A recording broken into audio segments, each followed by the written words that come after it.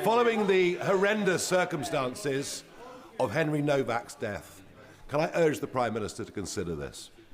It is now clear to growing millions in this country that we're living under two-tier policing.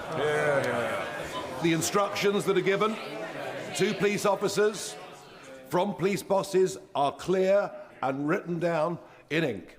It says you must treat different ethnic groups in different ways. That, apart from the upset and the anger at the circumstances of his death, the anger that you saw spilling out in Southampton last night,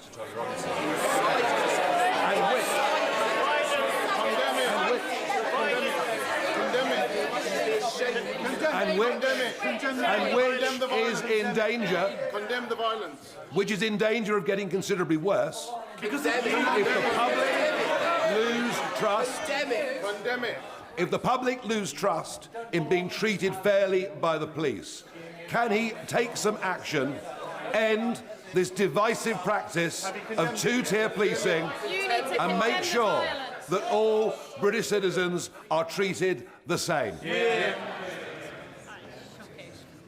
Mr. Speaker, I don't believe there's two-tier policing in this country. I'm really shocked that he pretends to have respect for Henry's family and then acts in this way. They are a grieving family. Mr. Blash, please, it's a very important question. I want to hear the Prime Minister. If you want to carry on, go outside, please, Prime Minister. The grieving family have asked us not to respond in the way that the Leader of Reform has responded. They've asked us not to. They have lost their son in the most appalling circumstance. They make a simple plea of us as human beings to please not exploit that. That is their plea to us. We all need to reflect on those words of Henry's father. My response, and the response of others, to be fair, has been focused on the lessons to be learned so we can deliver justice. His response has been to appeal for rage. Rage. That's his response to a father who's lost his son and asked for that not to happen. Exploiting this tragedy to create grievance and division would be wrong in any circumstances, but to do it when the family are expressly saying, please don't, is unforgivable. It shows exactly who he is.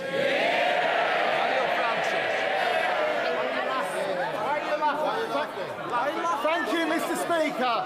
And I'd like to echo the comments that the Prime Minister just made. Absolutely. In August 2024, my constituent, Holly Woodcock, was found deceased in France, aged 20 years old. Her parents, Lee and Joanna, who are in the gallery today, still have no idea what happened at Holly's friend's holiday villa. They have raised significant concerns with the Foreign Office regarding the investigation, including the inconsistencies of witness statements and timelines, how samples were prematurely destroyed, and how matters raised by French lawyers were dismissed by the investigating French police officers and officials. I'm grateful that the Foreign Office Minister met with me and Mr Woodcock, but I share the family's concerns that our government should do more to press the French authorities to reopen the investigation. So will the Prime Minister commit to look at what can be done to raise this matter with his French counterparts at the highest level to help Mr and Mrs Woodcock get the answers that their daughter Holly deserves? Can I thank him for raising this case and express my sincere condolences to Holly's family? I cannot begin to imagine the intense distress that they've experienced. My honourable friend will know the Ambassador to France has raised Holly's case with the French Prosecutor General, and I know the Minister of Europe has set out further steps that can be taken and is ready to support the family. But I will reflect in light of this question on whether there's anything more that can be done. Liz Saville-Roberts. Diolch yn fawr iawn, Lefarydd. Last month, Welsh voters elected a Plaid Cymru government with a clear message, fairness and hope. This means tackling years of neglect by securing funding owed from HS2, a new financial settlement that reflects our nation's needs, and more powers for Wales, especially powers over our natural resources. So would the Prime Minister be open to turning a conversation into real action to fulfil the democratic wishes of the people of Wales? Because now surely is a time for us to work together rather than facing the chaos that threatens us from every corner.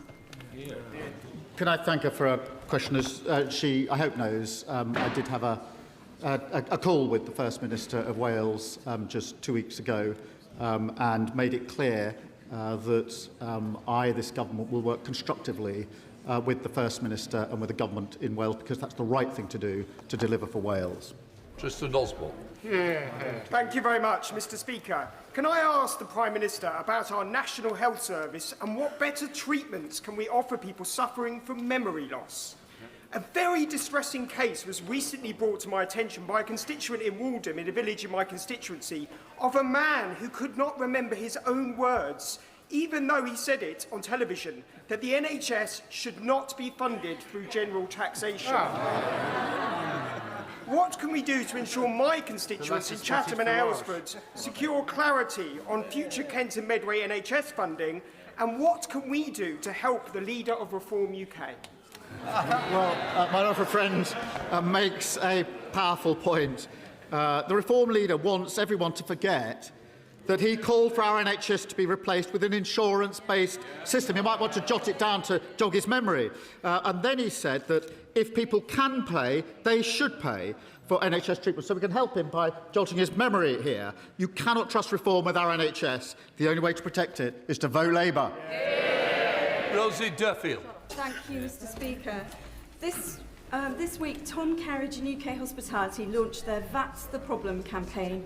And yesterday, my neighbour from Herne Bay and I hosted industry bodies, chefs Matt Tebbett and Thomasina Myers, hospitality leaders from Manchester, Liverpool, London and Kent, including Andy Burnham's nighttime economy advisor Sasha Lord. All agree with campaigners such as Andy Lennox that the UK's rate of 20% of VAT in hospitality is killing businesses daily. Does the Prime Minister agree that that's the problem? And will he match his candidate in Makerfield's pledge to slash VAT in line with the rest of the EU? Can I thank her for her question and recognise the challenges that she identifies? That is why we're permanently lowering business rates for retail, hospitality and leisure businesses.